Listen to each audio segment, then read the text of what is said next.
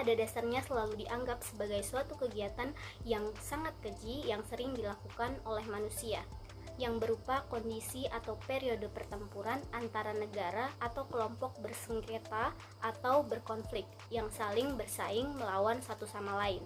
Namun, terkadang artian lain dari perang ini yaitu upaya terorganisir oleh pemerintah atau organisasi besar lainnya untuk menghentikan atau menggagalkan suatu yang dipandang akan membahayakan atau berdampak buruk.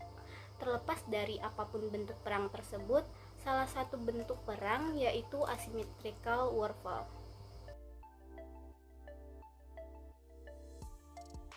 Asymmetrical warfare merupakan sebuah perang atau konflik terhadap grup-grup tertentu atau terhadap negara dengan kekuatan strategis maupun taktik militer yang tidak seimbang dengan negara yang lebih lemah menggunakan cara-cara khusus untuk mengalahkan musuhnya, seperti terorisme, gerilya, bom bunuh diri, atau taktik dan strategi khusus lainnya.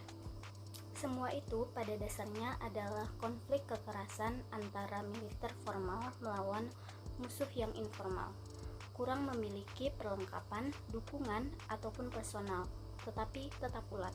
Dalam perang ini, kedua pihak berusaha untuk mengeksploitasi kelemahan lawan dengan menggunakan strategi dan taktik peran konvensional maupun non-konvensional.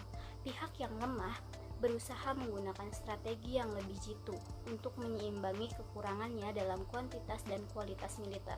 Strategi pihak yang lemah menghindari tindakan secara militer, karena tindakan militer ini merupakan kekuatan yang dimiliki pihak lawan.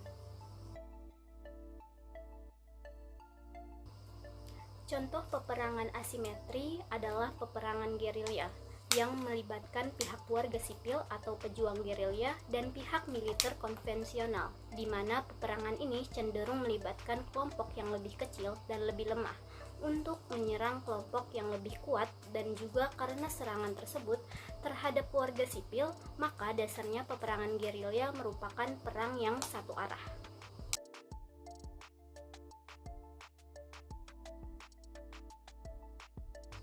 Pada perang gerilya ini, pada umumnya pihak pejuang gerilya lebih sedikit jumlahnya dan memiliki senjata yang juga lebih sedikit, kurang kuat dibandingkan kekuatan lawan, yaitu pihak militer konvensional.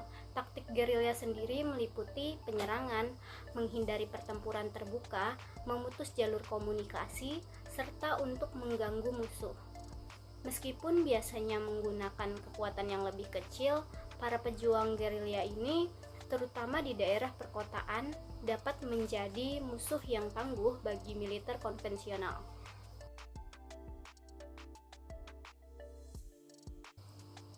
Para pejuang gerilya biasanya tidak tinggal di pangkalan yang besar atau mapan, sehingga musuh tidak mungkin mengeksploitasi keunggulan teknologi seperti pengeboman udara untuk menghancurkan personal dan infrastruktur.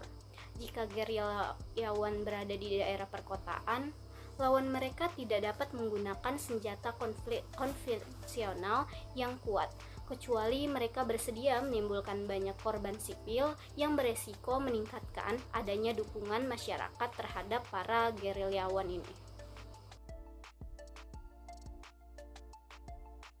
Dalam menghadapi ancaman asymmetrical warfare ini yang dapat mengancam penerapan prinsip personalitas, hukum humaniter memiliki peran penting untuk memberikan batasan konflik bersenjata terhadap nilai kemanusiaan.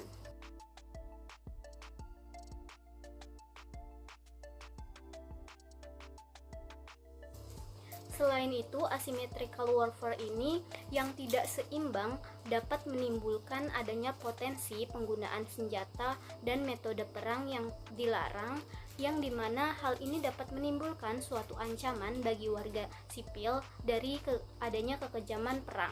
Oleh karena itu, yang dapat dilakukan sebagai hukum humaniter dalam menghadapi hal tersebut adalah dengan menekankan untuk mengatur agar suatu kegiatan penggunaan peralatan perang ini hanya boleh dilakukan asal penggunanya tidak mencederai nilai-nilai kemanusiaan universal. Artinya, hukum humaniter perlu secara tegas melakukan pembatasan kepada para pihak yang berperang dalam memilih penggunaan alat dan metode perang, agar tidak menimbulkan korban, kerusakan, dan penderitaan yang berlebih atau penderitaan yang tidak perlu. Pada prinsipnya, larangan untuk menyebabkan penderitaan yang berlebihan atau luka-luka yang tidak perlu merupakan pencegahan dari penggunaan senjata yang bersifat membabi buta. Misalnya saja penggunaan senjata racun atau gas beracun, senjata kimia, herbisida, dan lain-lain. Penggunaan senjata semacam itu akan sangat menyulitkan untuk menilai keseimbangan antara tujuan militer dan objek serangan.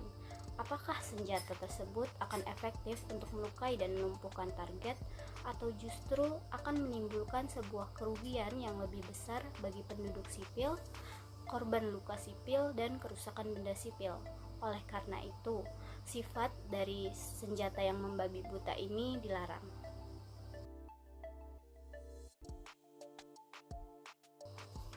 Sehingga diharapkan dengan adanya hukum humaniter ini dapat mencapai sebuah tujuan, yaitu tujuan dari humaniter itu sendiri untuk mengatur perilaku permusuhan dan untuk melindungi setiap orang, setiap warga negara atau setiap warga sipil dari kekejaman perang.